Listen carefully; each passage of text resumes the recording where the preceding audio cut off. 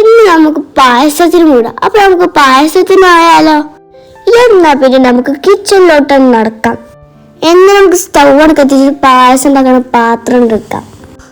1 cup പഞ്ചസാര നമുക്കത് caramel ചെയ്യാം.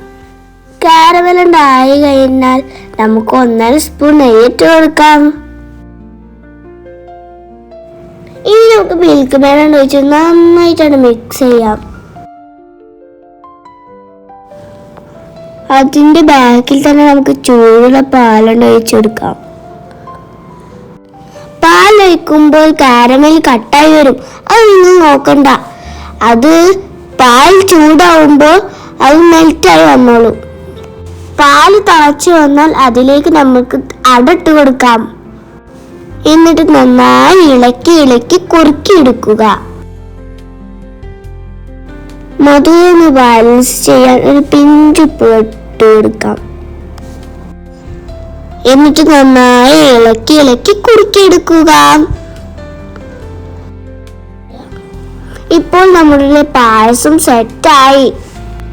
ഇനി നമുക്ക് ഗ്യാസ് ഓഫാക്കി ഇത്തിരി വാനില എസൻസ് ഒഴിക്കാം. അപ്പൊ നമ്മളുടെ പാലട പായസം റെഡി.